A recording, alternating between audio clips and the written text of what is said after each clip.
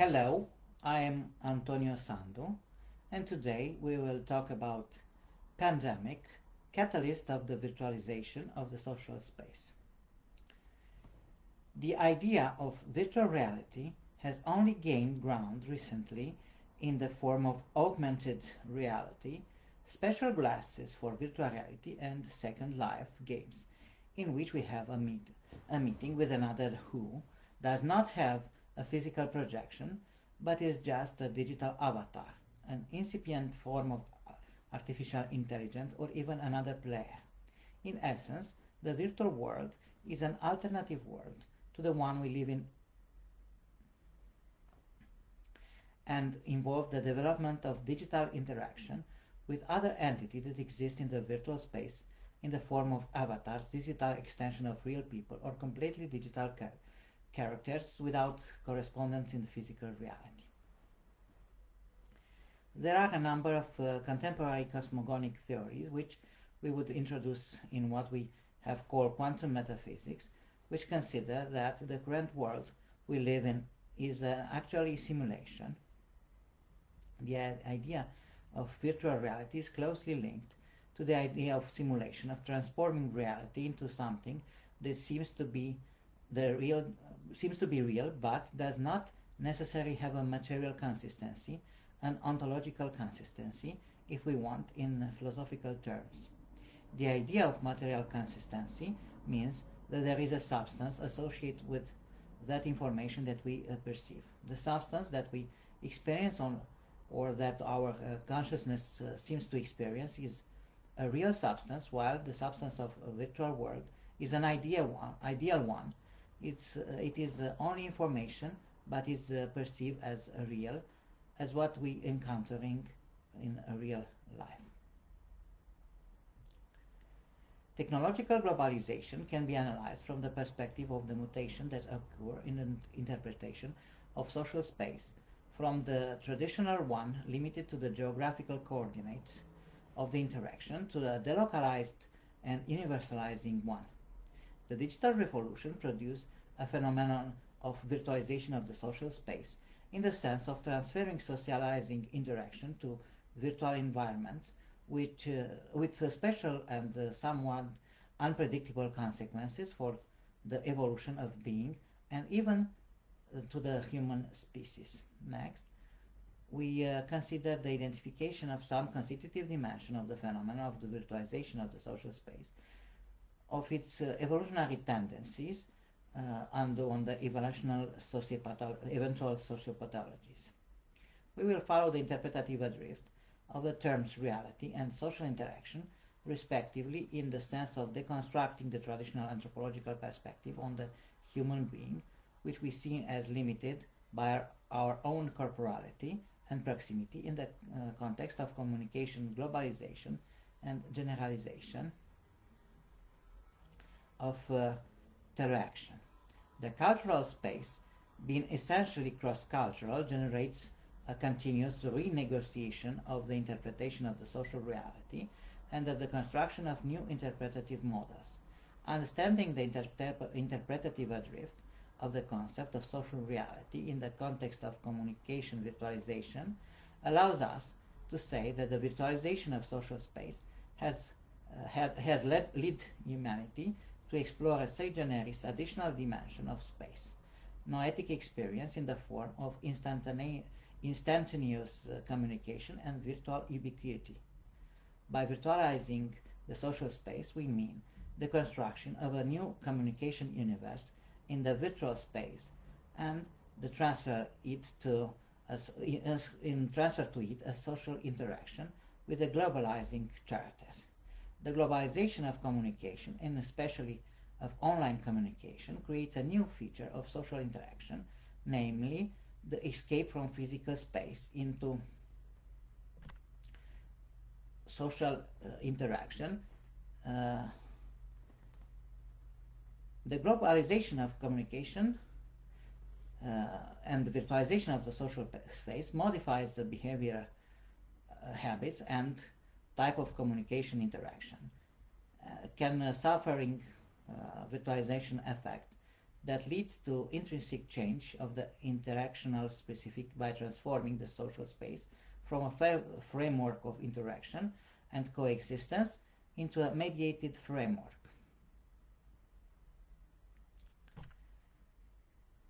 There is a formalization of communication in order to be well positioned in the search engine in parallel with the decrease of the emotional impact of the act of communication due to its mediate character. The philosophy of mind questions the nature of mental reality and its substantial of informational character. Of course, a metaphysical problem is that of the reality of real substances, especially in the context in which using quantum physics from a perspective of quantum metaphysics.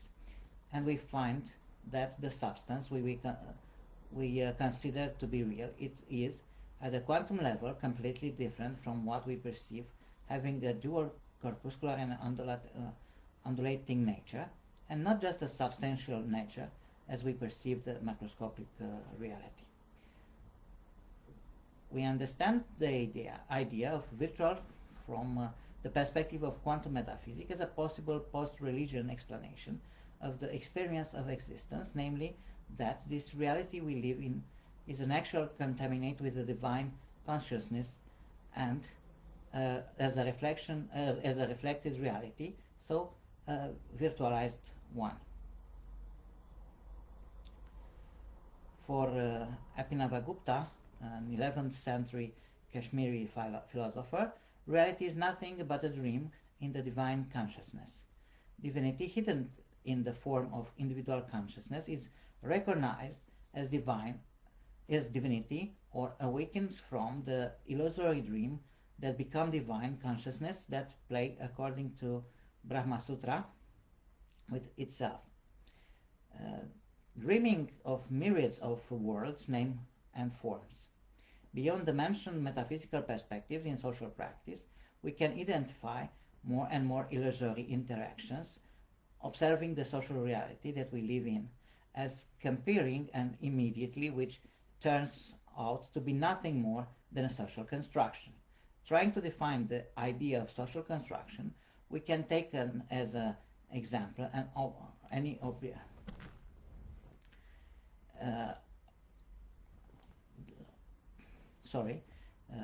Try to define the idea of social construction, we can take as an example any object.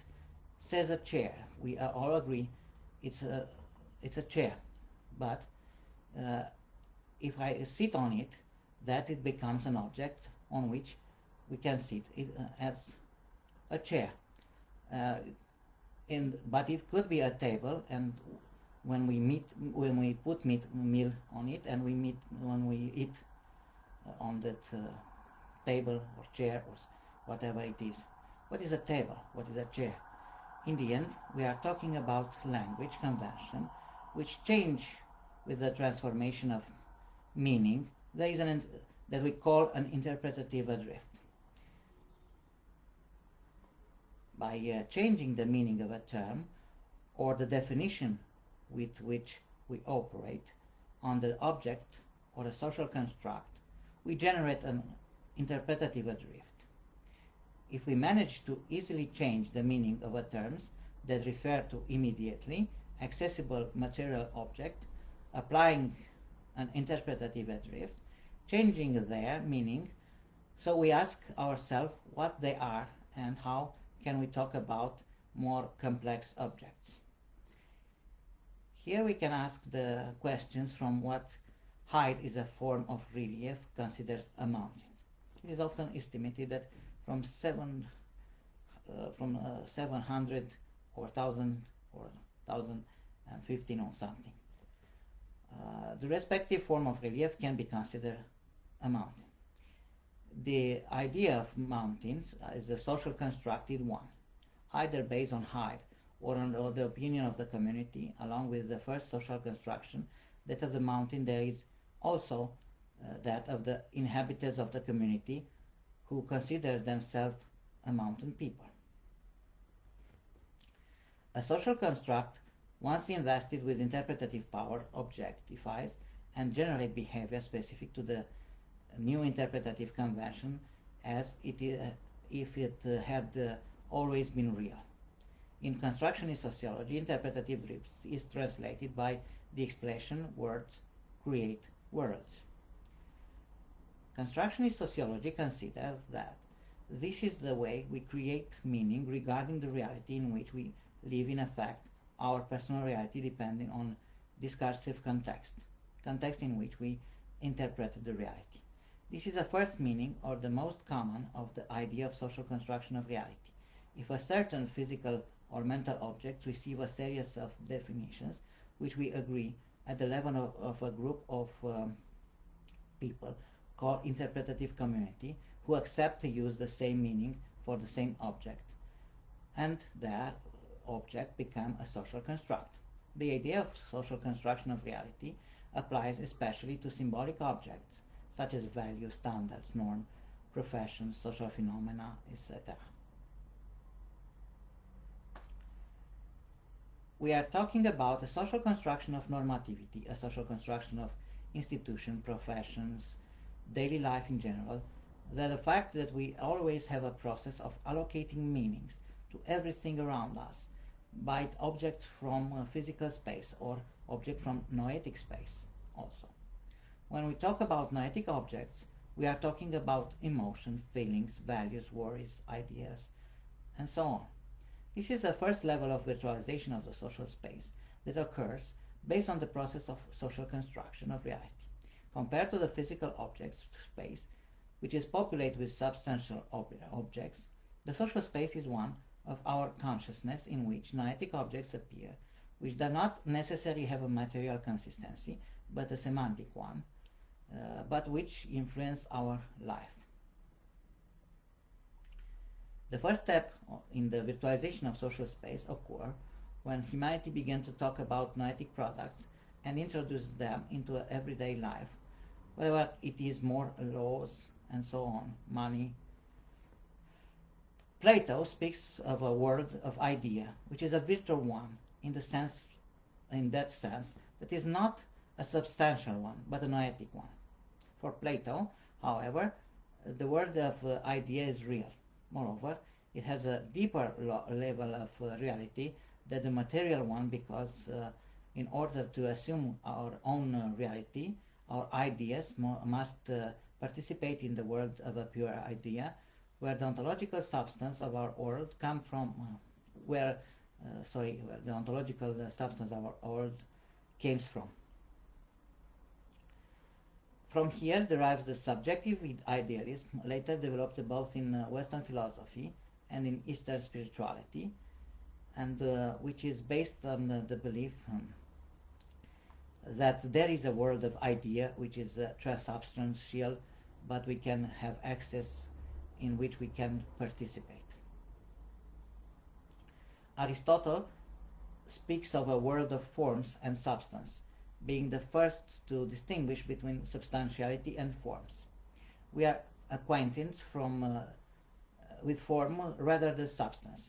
Christianity introduced the idea of a transubstantial world, or the kingdom of heaven, as a divine world which exists independently but not separately from our world.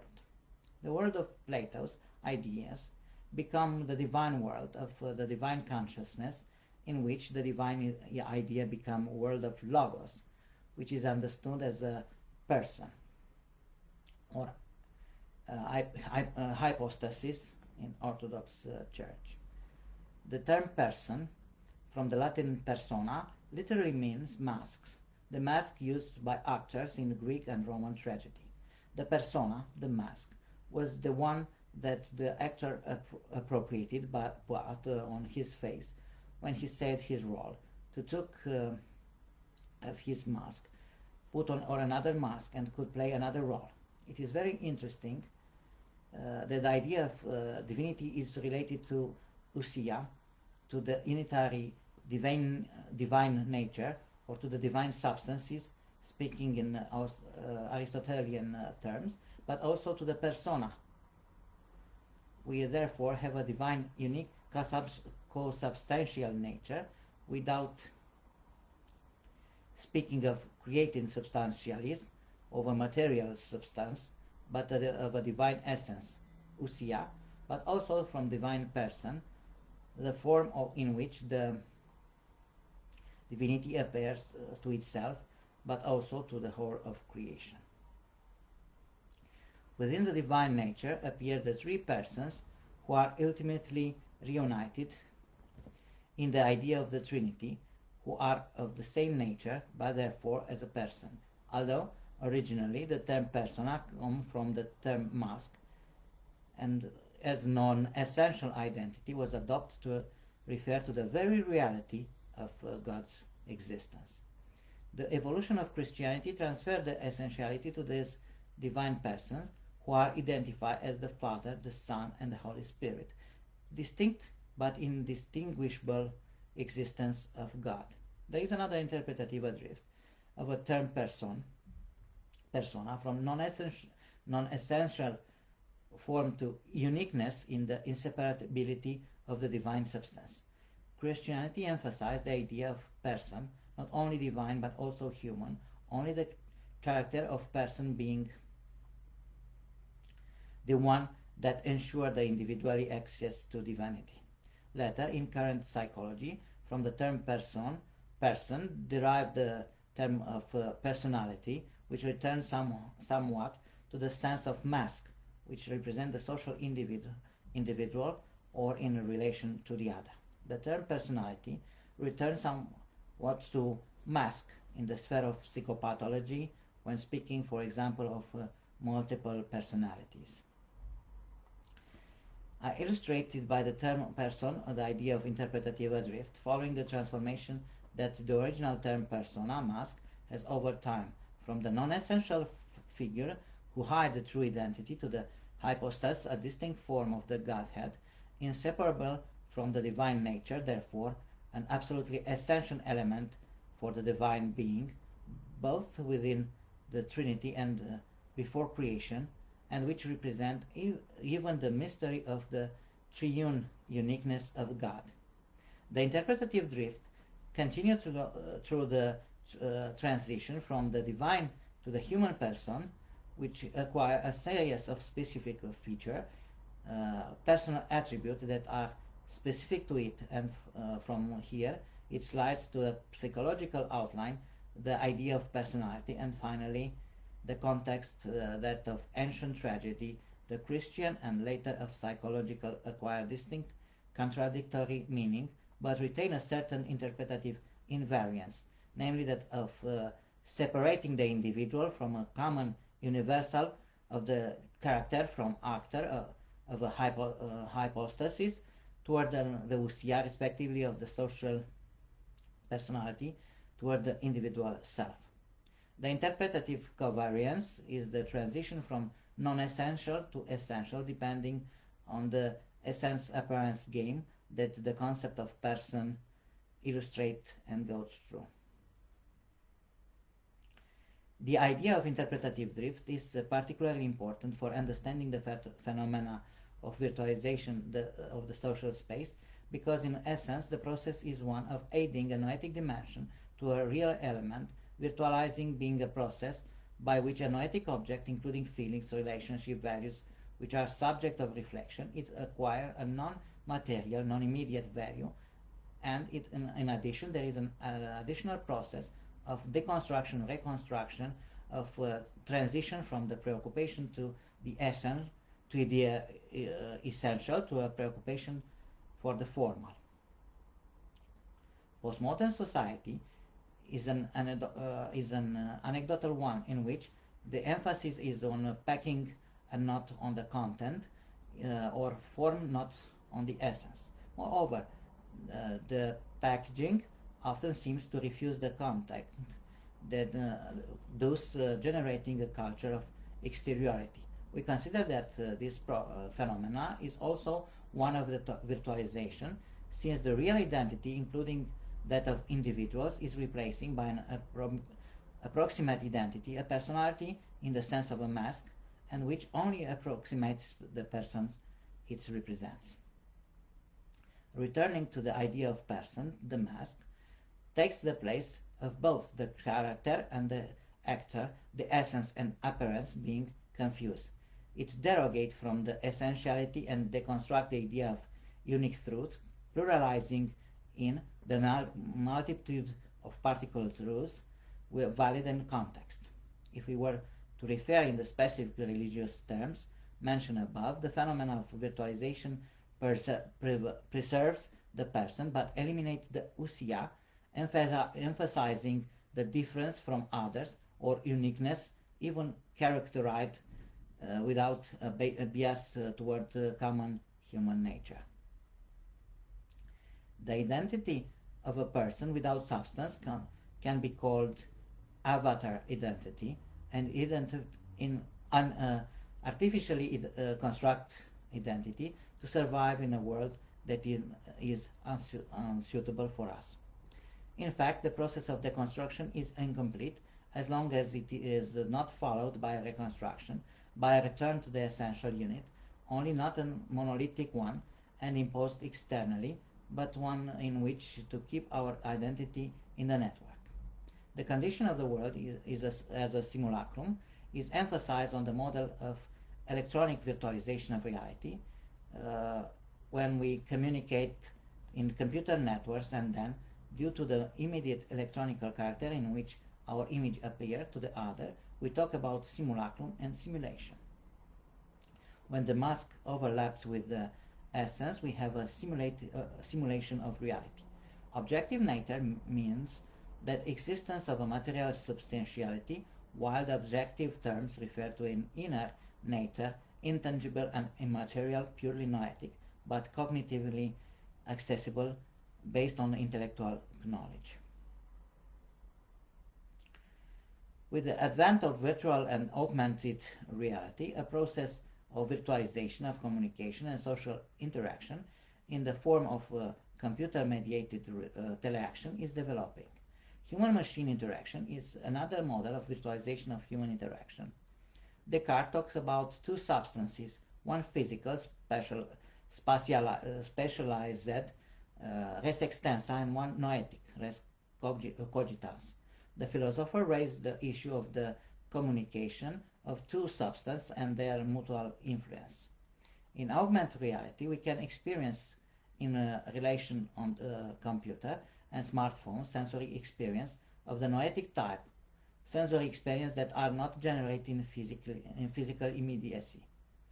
If I put on a sensory headset, I see a 3D movie and I will have a full feeling that I am in that reality, that I'm riding to a roller coaster, and I even have a stomach ache, but all these sensations have no material support. In Cartesian terms, res cogitans act completely independent of res extensa. In the same sense of confusion between reality and dream, it is worth referring to Chinese wisdom, to the sage Chuang-Tzu, who remembers that he dreams as being a butterfly, and on waking did not know who he really is. Chuang-Tzu dreaming that he is a butterfly, or a butterfly dreaming that he is a Chuang-Tzu. In the same way, the technological virtual reality is foreshadowed on a dreamlike type which simulates reality to the point of creating confusion between plans. The unsubstantial reality of well-performed simulation should be indistinguishable from the sensory perceived reality. This would be a technological possible precisely because the cognitive process in our brain are virtualizing the sensors influence being used by the brain to simulate external reality. The process of mental simulation of reality takes place by eliminating redundant information from the sense, but also by anticipating elements that should appear in the sensory flow. This usually explains the phantom limb sensation that manifests itself in pain and in the wooden leg. In the brain there is a representation of the sensory of the amputated limb, and when the mind anticipates the appearance of a sensory signal, a nerve signal from a limb generates the sensation even if the sensory influx cannot occur, missing the corresponding organs and nerves. Precisely due to the mental construction of reality, we perceive augmented reality as a substantial one, as long as impulses are transmitted to the brain throughout our sense to suggest the reality and substantiality of an object. On the other hand, our brain, in the process of codifying the external reality as an internal one, mental reconstruction compares the sensation received from several receptors, which is approximated, and when these sensations are contradictory to each other, or with the already memorized reality, the object of perception is declared illusory. In the dream state, this censorship of perceptual illusory is diminished, and the brain accepts the suggestion of the reality of dreaming image. Augmented reality is based on this process of perceptual reconstruction. Perceiving augmented reality as unreal, we attribute substantial features to it and try to build our reality taking into account the virtual reality. We practically start to expand our reality in the virtual sphere. The specificity of virtualization is to address another non-present, to accept the non-presence or immediate non-presence can still be personal and can generate interaction. This represents the introduction of a new dimension of space in the communication process. For us, spatiality is represented as immediate, as a place where I can manifest. In fact, throughout online communication, we introduce another essence of spatiality, from the immediate to the mediate but non-topological, which allows a certain form of virtual ubiquity.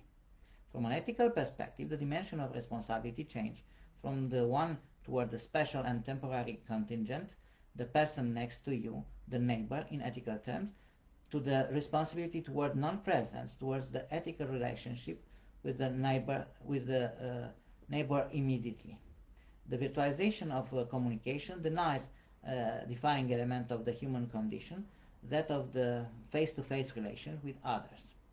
Virtual space is non-three-dimensional, the topological distance being replaced by the intersubjective intensity of communication. This change affects the perception of spatiality in its categorical quality and can be understood as a transcendence of the human condition of being located in time and space. The category of spatiality limits the freedom of consciousness from the perspective of ubiquity of perception. The virtualization of social space throughout the virtualization of social communication requires a different ethic of relationship with the other, non-present, and as such we can speak of responsibility towards non-presence. Regarding the record message, we are talking about a delay interaction, a procedure that is not completely new, and it is not dependent on virtualization, the message in time being possible since the invention of writing. The postponement of communication is a sure sign of civilization, which has accompanied humanity throughout its history. The delayed interaction is a noetic one, and as such represents a form of virtualization of social space in the sense of desubstantiating the other. The other is a virtual presence, unsubstantial, but which act communicatively. Mass communication through television has generated what we call teleaction, hence the term telecommunication. With the advent of the internet, communicative telecommunication expands, giving rise to a new dimension of space characterized by immediate distance. These were already foreshadowed by telegraphy, telephone, and later television and radio communication. However, in these waves of communication, the feeling of physical distance remained noticeable. The feeling of immediate communication and ubiquitous present is much less present than in the case of the internet. Especially now that we are actually talking about intelligent communication systems that simultaneously transmit calls, data, audio, video, and text, and affect at least two sensors channels. in online communication, especially the current one, which allows video conferencing, simultaneous data transmission, voice and image. In my mind is generated the idea that I participate in the immediacy of that noetic reality, which gives me the feeling of a virtual ubiquity and at the same time makes you assign a virtual substantiality to the interlocutor in the form of a masked persona, a virtual persona, or an avatar identity. This relationship, although they are under the sign of the simulacrum and the technological artifact, create in me the feeling of an immediate relationship with a non-presence.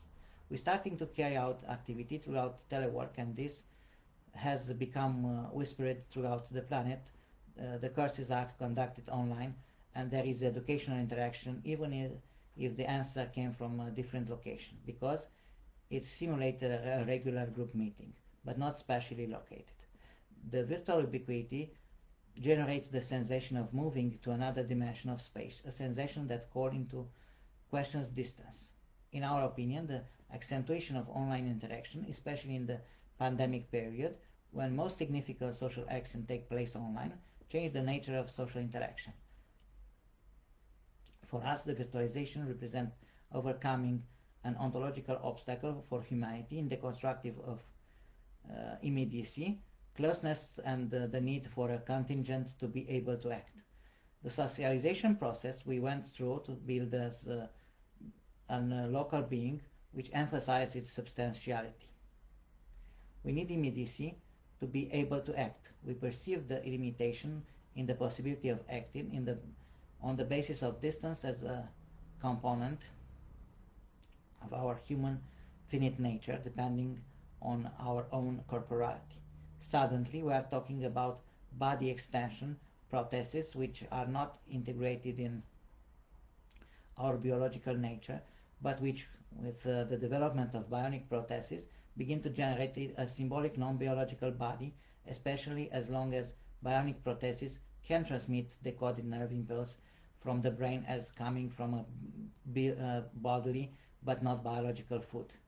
The same can be said about the sensation coming from the virtual reality headsets or even from the sensory suits, which allow the training of pilots in simulators, or about the practice of telemedicine operation. Although we have not yet built an avatar identity, we are beginning to add this fourth virtual dimension to our extended reality as we have delocalized the bodily sensation and as we perceive virtual communication tool, smartphone or laptop as an extension of one's own corporality. These simulations of extended identity will develop in the coming years as the human-machine interface will be developed in the direction of extended neural connection. Thus, it will be increasingly difficult from us to distinguish the reality of simulation, and we will most likely reach a point where we speak of extending reality or augmented reality as the reality in which we live, as at this time our reality is already extended by the inclusion of noetic objects such as reified values, religious belief, and so on. We will gradually be able to have other delocalized senses, not only hearing and seeing as in this moment, but also tactile in the case of sensory suit and the bionic prosthesis, and then we will talk about sensory delocalization coupled with virtual ubiquity. We are practically talking about another perception of space, which will give us an ontological freedom, a transcendence of limitation in spatiality, in the sense of delocalizing and ubiquity, and in the capacity for action in the sense of teleaction and perhaps omnipotence over virtual objects. Contemporary society, as a knowledge society, is at the point where it moves from the use of knowledge in order to create goods and service to the emphasis of the production of knowledge itself. The production of noetic goods existing only in a virtual network generate added value accepted as such, even in the world we consider it being real. Cryptocurrencies, exclusively digital goods, are gaining commercial value, and today we are witnessing the emergence of the first virtual currency of the some states and the migration of the economy to such currencies. During the pandemic, especially after the infection spread from Wuhan, China, to the rest of the world, to counteract the effect of the economical crisis, China decided to issue its own cryptocurrency and move the economy to this currency. The social phenomena related to the globalization of mass communication impose a new social communicational construct, namely the spiritualization of distance as a virtual replica of the phenomena of spiritualization of the borders. The phenomenon of virtualization of social space has a polycentric and unstructured character. There are as many virtualizing environments as communication projects are carried out at a given time.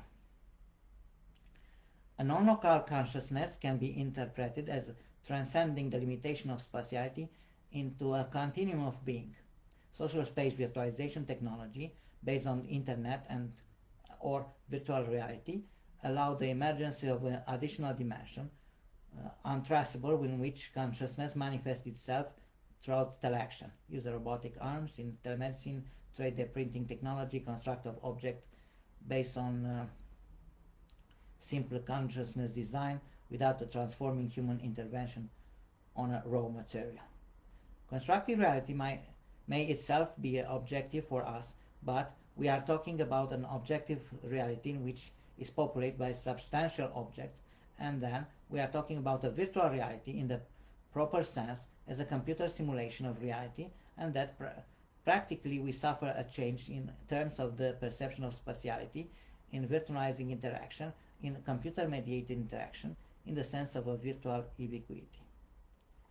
Next, we will try to analyze from a bioethical perspective some aspects of the possible virtualization of the social space following the effect of the pandemic in this period in which humanity suffered a contraction of freedom of movement, manifest most strongly in the form of self-isolation, more or less voluntary, when a transfer of interaction in the virtual space was imposed, which allows a greater freedom of action in the sense of wider addressability of a message, but also a greater dependence on artifacts and such as instrumentalization of communication to adapt to the online environment.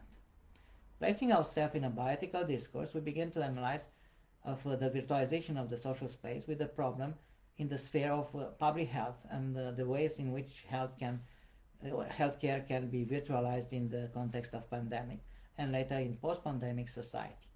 The first such way to virtualize healthcare is through telemedicine. Telemedicine includes a wide range of applications, starting from consultation with the attending physician, issuing prescriptions online, their automatic transmission to pharmacies and distribution by express courier to the patient, thus limiting the physical interaction between patient, doctor, and the pharmacist and so on.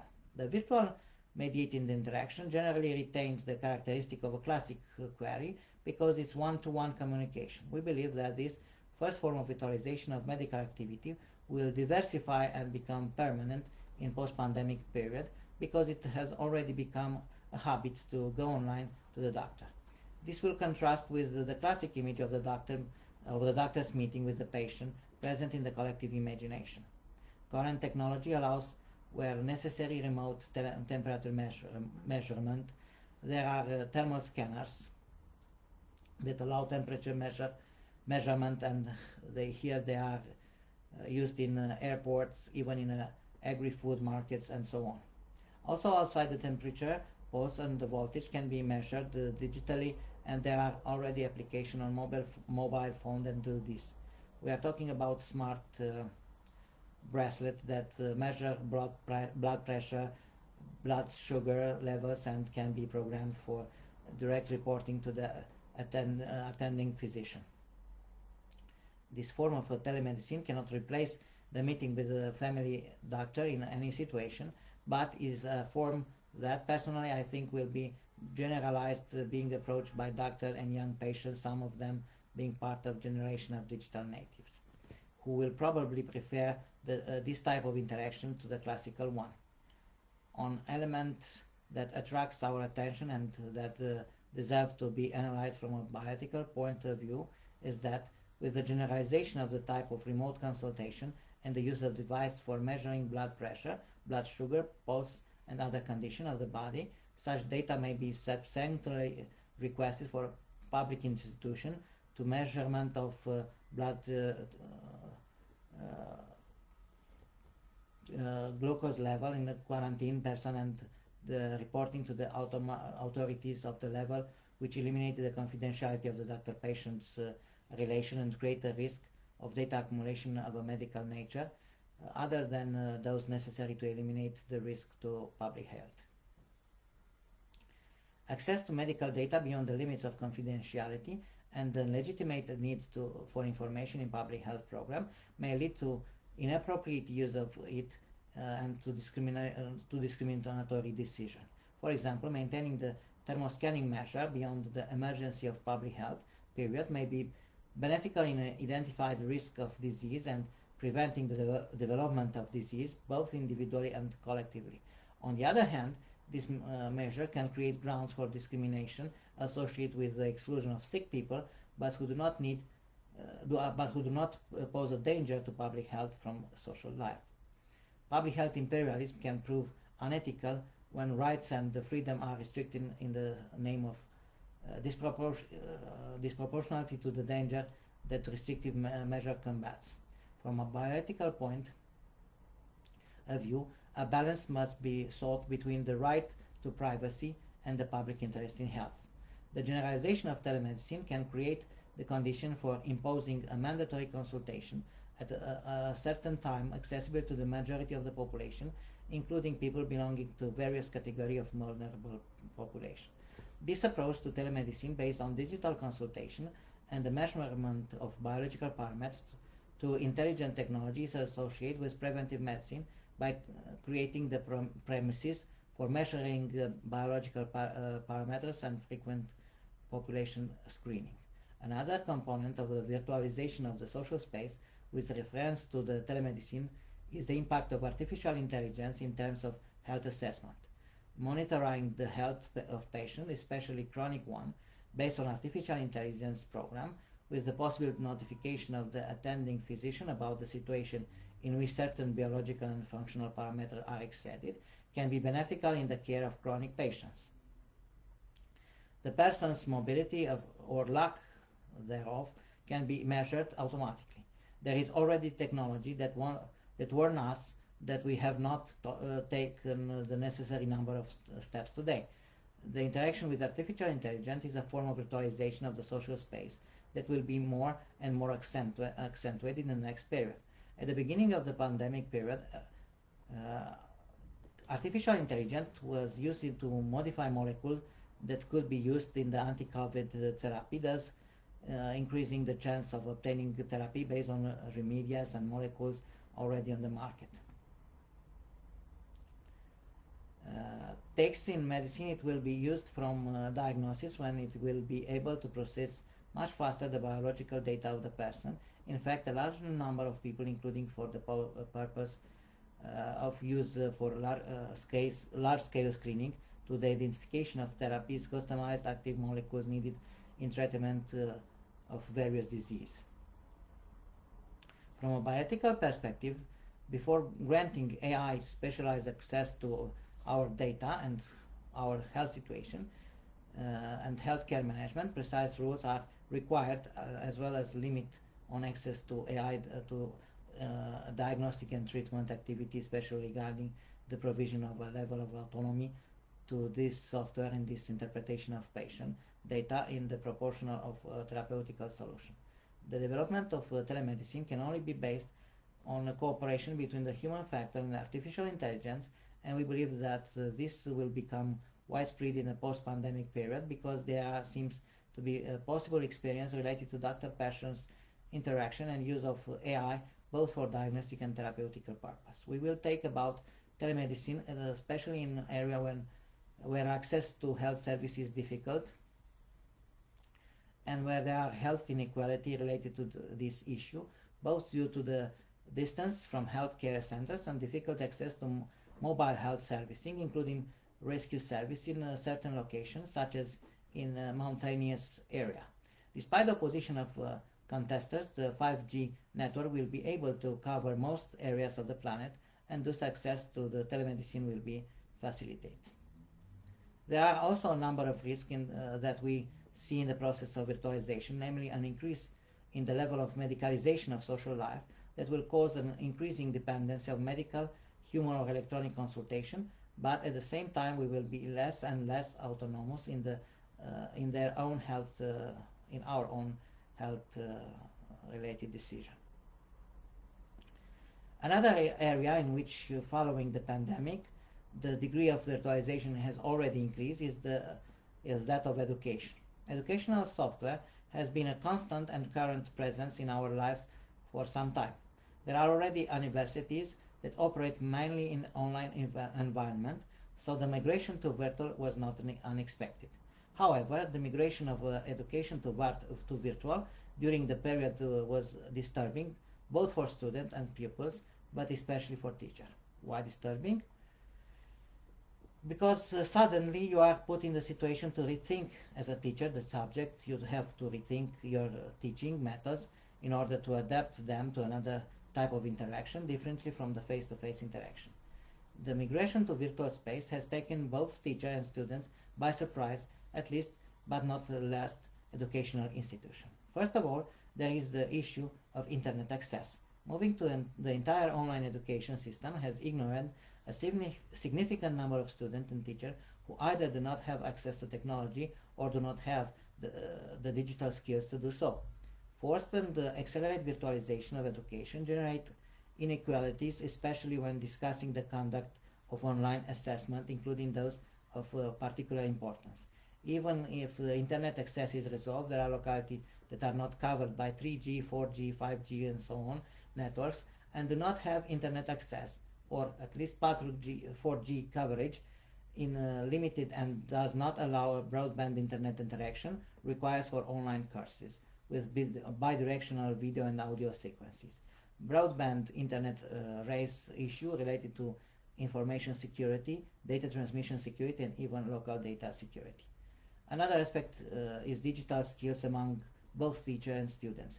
If we are talking about digital natives among students, a series of difficulties arise among teachers who were suddenly put in the situation of carrying out activity for which they do not have skills at this time, especially in the case of past a certain age and who have was not assumed sufficiently technological training to cope automatically with the conduct of virtual courses.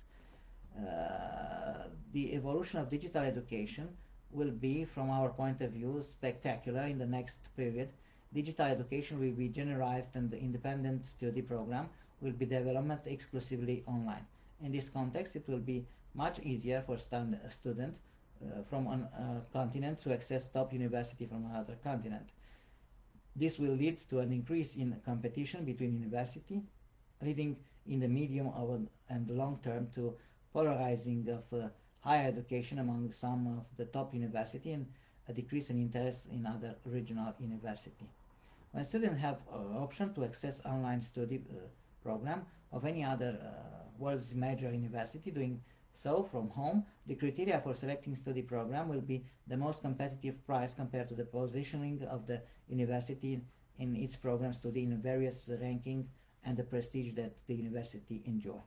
We will witness in the disparity of some university and certainly of some study programs in university, especially those in the technical, medical, and real science. In the field of humanity, the local characteristic is particularly important, and one cannot claim to study, for example, the national literature of a university from the particular to another university in another state or at the same level of complexity. We believe that more and more mixed education is being developed, which include both face-to-face and online training, amid the reduction of the number of hours face-to-face and the increase in the allocation amount of time into online education. In the same context, the publishing industry will experience digitalization by increase the volume of books and virtual publication against the background of of the accentuation to the digital consumption of scientific or fictional literature. Also, regarding to the digitalization of education, we will be witness in the next period to emergence of artificial intelligence in education and the exponential growth of its role in the educational process. AI-based educational software will have the ability to synthesize the information contents and to adapt them to the intellectual level and to the particular requirements of one or another of the students. Analyzing from an ethical point of view, the transition to online and AI-based education, we cannot fail to mention the personalization of the educational relationship. It will be more and more difficult to build a master discipline type relationship, a master disciple type relationship. Already, this type of relationship being considered absolute in many academic environments. I believe that this relationship will be increasingly deconstructed with an increasing emphasis on a student, client, teacher, provider of training services, and that is a commercial, axiologically, and emotionally neutral relationship. Teachers who do not adapt the role transfer from the trainer who transmit information or range of skill in which he is an expert to the facilitator of learning in the person who teach students how to learn and what technology is in order for them to cope with the virtual web of information. Those teachers will probably be increasingly marginalized in the world of education, which can be a professional drama for those teachers or even for the entire education system, as long as we witness the polarization of education between large education provider and local training providers, small or medium size, especially in the context of the emergency of the digital teacher. Telework is also an activity that is currently undergoing extremely rapid virtualization, perhaps the fastest. Suddenly, many activities were outsources that would never have taken place this way if this pandemic had not occurred. They probably would not have been virtualized and transformed into remote work many years ago because virtualization eliminated a large part of the bureaucracy and therefore of the bureaucrats' jobs. We believe that telework will continue in the next period because it works efficiently with the onset of the pandemic period. Telework is much cheaper from the employer's perspective with all the initial cost that equipment and technology entails, especially since most employees who currently perform telework have their own computer system, their own internet access, and so on. A disadvantage of teleactivity is that they are much more difficult to control remotely. Employees in the comfort of their own home can decrease the level of labor productivity, especially intellectual. Effective business planning and the bonus results will eliminate many of these inconveniences. I believe that in some country, after the cessation of the self-isolation measurement, a large part of employees will return to office work because there were no regulations to facilitate telework during this period, and there were no concern for the development of teleworking solution, for telework software solution for this activity. An advantage that this virtualization of professional activities has, whether we are talking about activities in health, education, public administration, or economic areas, is that you can use relocating specialists. A company in Frankfurt, for example, will be able to hire valuable Mozambican specialists that can pay a higher level than the salary in the employer's home country. This relocation of professional activity is already happening in multinational corporations, as in the case of those who provide call center activity, customer relation, IT service, PR activities, and so on. On the other hand, this increasing relocation will lead to the uniformization of labor cost, implicitly to an economical growth of less developed area throughout this access to telework of the high qualified resources, accentuating the brainstorming for the benefit of large corporations. On the other hand, for those considered indispensable for the activity of the organization, will continue to the tendency to be brought to the headquarters or to one of the secondary office of the organization, precisely to retain the organization, because remote work does not generate or generate less the feeling of collective identity of a company. Motivation policy based on team building, on collective identity, on creating a professional identity correlated with the identity of the employing company must be replaced with others such source of motivation, but we find that there are no such short-term motivational program to address virtual employees. There are currently online training program, but they are aimed at employees who are to work in the office and not employees relocated to the corporate headquarters, and this will probably be a direction for the development of educational service dedicated to telemarketing or telework. Next, we'll address an absolutely new level of virtualization of social space, namely the virtualization of religious activity and religious practice. There were, even before the pandemic crisis, that we are going through religious activity carried out throughout television or even throughout the internet, such as those of televangelism or even the live broadcast of a religious service. On the other hand, it was expected that in the religious sphere the greatest resistance to virtualization would be encountered, because rightly the representative of religious cults say that the relation with God, the relation with the clergyman, is a personal one, and that is very difficult to maintain an apprenticeship relationship with the clergyman by telephone or internet, and that this does not replace direct confession before the clergyman.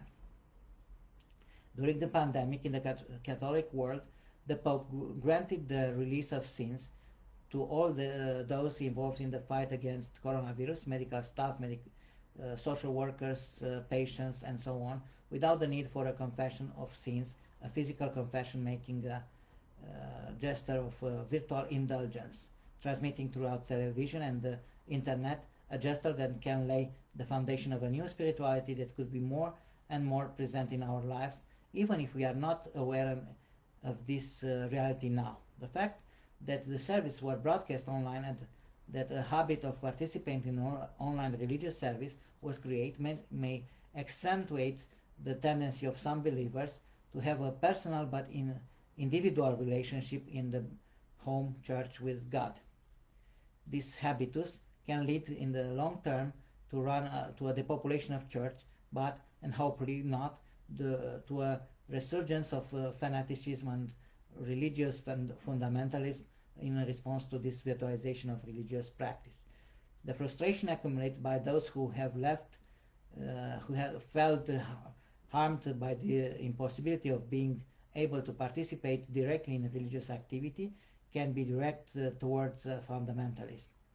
The virtualization of religious interaction could be a transfer, especially in terms of catechesis and the activity of transmitting religious knowledge to more and more audience. There are already a large number of priests who broadcast virtual sermons or who broadcast online at a certain time already set on Yahoo or Facebook channel, who address the faithful in general and not exclusively their own parishioners, and who have thousands of or tens of thousands of followers.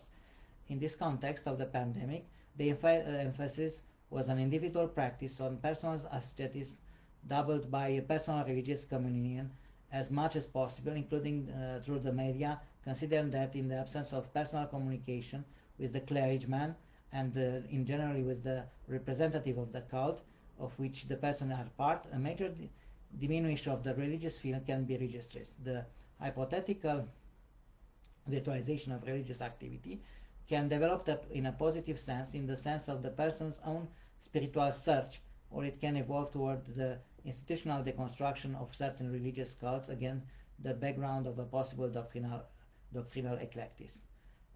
Regarding the danger of religious radicalism, let us not forget that there is some religious denomination which do not have a recognized activity in many states. We are talking about Iceland group as well, established practice of recruiting believers throughout Facebook and alternative programs online. Methods are also used in recruiting Daesh and ISIS members in Europe. Against the background of the accelerated growth of the role in the daily lives of individuals, it is possible to certain advice blessing may continue to be offered online or by phone, which would actually increase the interaction between the clergyman and the believers. As an opposite effect, the distancing of so-called non-practicing believer from this institution can be registered. This accentuates the phenomenon of secularization of public life, and despite the open possibility of online missionary work, we do not believe that fundamentally religious interaction will suffer a greater virtualization than those of broadcasting service online or on a specialized television station.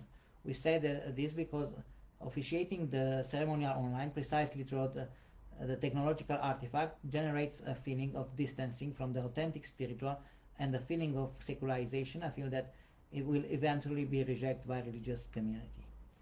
From the point of view of the evaluation of bioethics, we expect in the post-pandemic period an accentuation of the Christian bioethical discourse, religions in general, precisely in order to compensate the centripetal tendencies in the relationship between the parishioners and the cult institution. In this regard, we expect an emphasis on the conservative tendency regarding traditional family institution, the role of solidarity in the community, and the importance of community in the lives of individuals.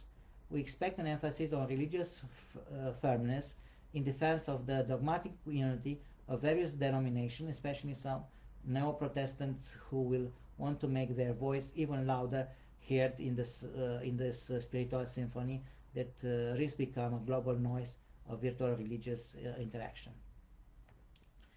This virtualization of the social space also implies the manifestation of a series of sociopathology as an effect of the accessibility of communication and of its globalization. A first such effect is the fake news epidemic, or infodemia.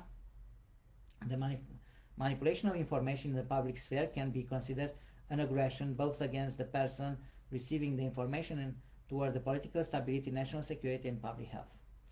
Restricting freedom of expression become ethically worrying when practiced by the IT, Facebook, YouTube, which in practice control the information and influence the direction in which the virtualization of the social space evolves. Recently, Facebook made the decision to censor posts calling from a protest against the self-isolated measure. This decision is all the more alarming from an ethical perspective, the more its political connotation can be seen.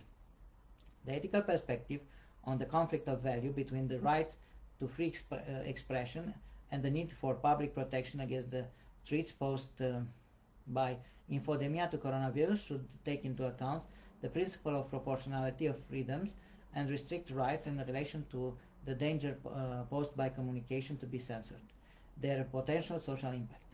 When possible political attitudes are hidden under the imperialism of public health, this limitation of information, even with potentially harmful, can be seen as political partisanship hidden behind the public interest.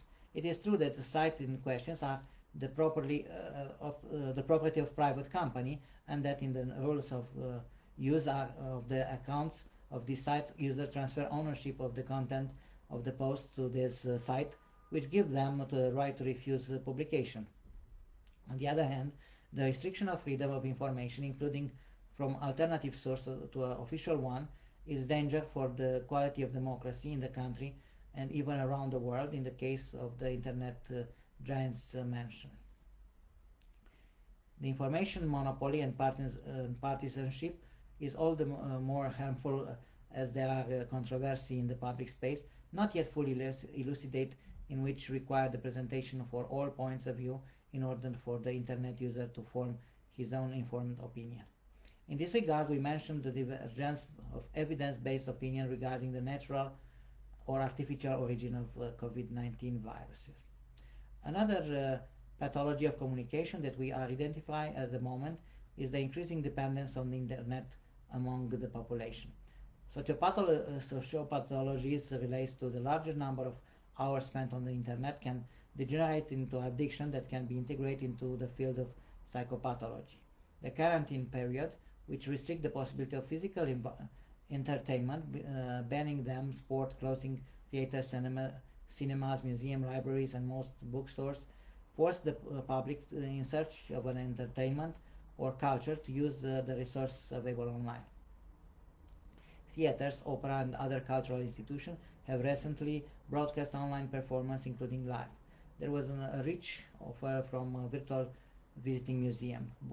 Bookstores and even publishing house have also facilitated free online book access. However, the transfer to virtual has meant an exponential increase in virtual entertainment, online games, but also video games, small prolonged discussion on social platform, often transformed into virtual debates. All this create or accentuate the dependence on the internet. In conclusion, there were the few tendencies of virtualization of the social space received in this period of pandemic, making a foresight exercise and without pretending to have extrapolated all of this tendency registered in a period, or to have correctly intuited the direction in which the social phenomena related to the virtualization of the social space will evolve in the post-pandemic period. Regarding the virtualization of the social space, I'm almost convinced that it will continue to in the horizon of the next 10 or 20 years, when we will have most of the social interaction mediated by technology. The price the society will pay for this change in social interaction could be the decrease in the emotional intensity of social interaction, especially interpersonal one, accompanied by the construction of the idea of belonging group, because even within this group we already have and will have the more and more virtual relationship discussion with our children, parents, or grandparents via the internet, which is already happening in the case of families separated by migration. The development of technology and habits created during this period, when virtualizing interaction with loved one were encouraged by the practice of self-isolation, will facilitate the amplified virtualization of the relationship with the family environment and those of membership groups, which will tend to be viewed more and more the most disengaged in the level of some reference group. The notification of the loss of the quality of human interaction will be perceived after a while, when there will be a tendency to return to immediately relationship, as we currently have a tendency to return to natural and organic food after decades of having strived to build a food and beverage industry. We will also note the increasingly significant presence of artificial intelligence in our life, and discuss non-biological entity whose rights and obligation we will try to understand, building normative institutions to regulate how we will have to interact with the virtual otherness, this otherness which will often be non-present. In hospitals there are already robots that treat patients and carry activities in that are considered too dangerous to be performed by human staff. We are also used to communicating with the unsubstantial biological entity. Those communicative box of the giant in the IT industries, such as Microsoft, Google, Amazon, and some of us are already communicating with the virtual personal assistant on our smartphone or computer. We will have more and more frequent interaction with non-biological entity, which exists only in the augmented space. This extended space, a multidimensional space, noetic, but only partial imaginary, in which we are already immersed and in which we are all personally coexist. Thank you very much for the patience to listen to me, and if there is some questions, I'm glad to respond to it.